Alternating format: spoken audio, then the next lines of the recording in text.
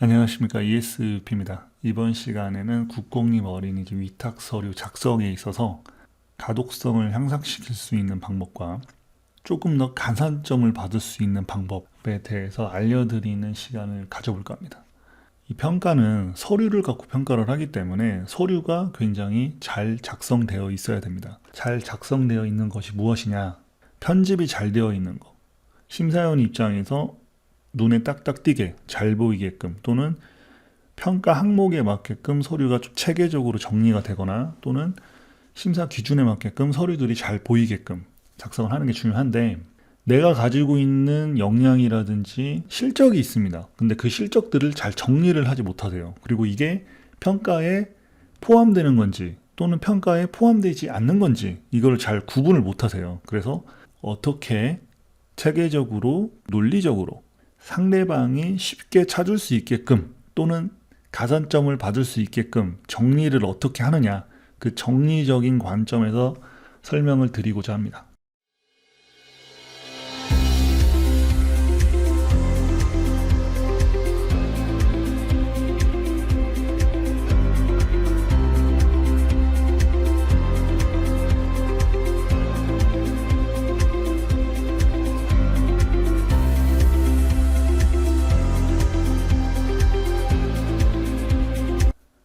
자, 기본적인 것부터 알려드리고 넘어가도록 하겠습니다. 기본적인 건데 실수를 굉장히 많이 하고 신경을 별로 안 씁니다. 그래서 이제 문제가 되는데, 일단 이력서라는 거는 내 경력이나 이제 학력 또는 교육, 표창, 뭐 자격증 이런 모든 것들을 요약한 자료입니다. 어떻게 보면은 지원자의 역량 평가에 있어서 굉장히 중요하게 작용되는 서류인데, 실제 이제 이 자료는 제출용으로 원장 지원자 분께서 작성한 이력서예요.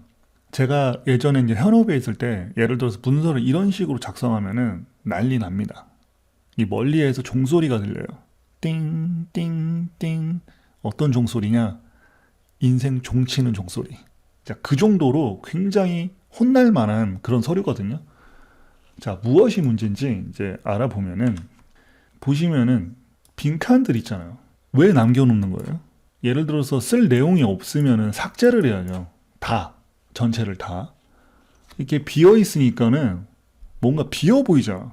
경력이 예를 들어서 뭐 원장 한 어린이집에서 10년 하고 뭐 교사 경력 뭐 15년 하면은 토탈해서 25년인데, 그럼 이게 두 줄밖에 못 쓰잖아요. 두 줄밖에 못 쓰면 실제로 뭐 없어 보일 수도 있어요. 그런데 여기다가 빈칸이 더 있으니까는 뭔가 굉장히 많이 비어 보여. 이제 그런 문제가 있다라는 거죠. 그래서 절대 이렇게 빈 공백을 놔두시면 안 돼요. 다 삭제를 해야 된다. 그리고 원장 역할이라든지 이렇게 담당 업무를 보면은 그냥 원장, 교사, 뭐 주임교사 이런 식으로 쓰는데, 이게 이제 평가라고 있잖아요.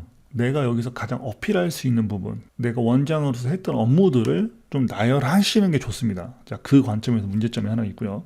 두 번째는 자격증이 실제 굉장히 많아요. 뭐 종이 접기, 뭐 짜장면 끓이기, 뭐 짬뽕, 탕수육, 뭐 만들기, 뭐 이렇게 해서 지원자들이 보면은 굉장히 자격증이 많습니다. 실제 뭐 2시간 교육 받으면은 뭐 종이 접기 자격증을 준다라든지, 뭐 네일 아트라든지, 뭐 여러 가지 자격증이 굉장히 많은데 그 자격증을 쓰지를 않아. 심지어 이 빈칸이 있는데도 불구하고 빈칸을 놔두고 있는 자격증도 안 쓴다라는 거죠. 그러니까 최대한 갖고 있는 자격증을 다 집약해서 넣는 겁니다.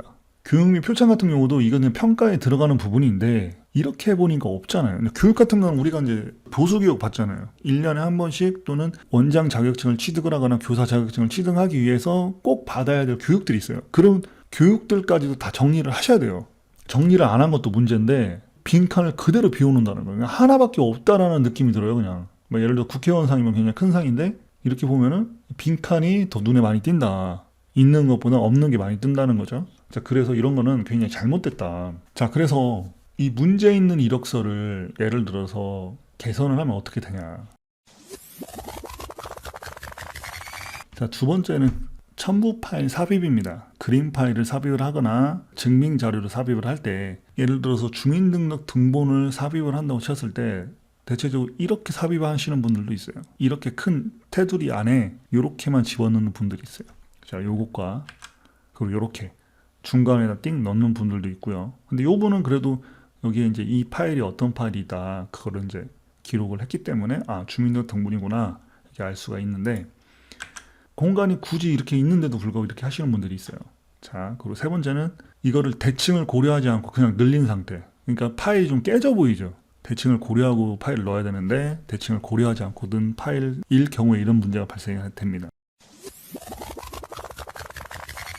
한 개의 파일에 4개의 이미지를 넣는 경우가 있습니다. 뭐 재정 능력 같은 경우는 원본 파일을 별도로 제출을 하기 때문에 스캔본으로 넣을 때는 뭐 하나에 4개씩 넣는 게 좋아요. 왜냐면 파일이 많기 때문에.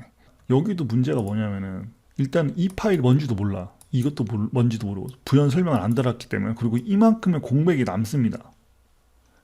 일단 문서를 만들 때는 공백을 꽉 채워서 하나를 풀로 만들게끔 하는 게 좋아요. 이렇게 보이면 뭔가 성의 없어 보이기도 하고 뭔가 빠진 것 같기도 하고 부족해 보이기도 하고 뭔가 작성을 하다가 만 듯한 그런 느낌이 들거든요. 그렇기 때문에 개선을 하면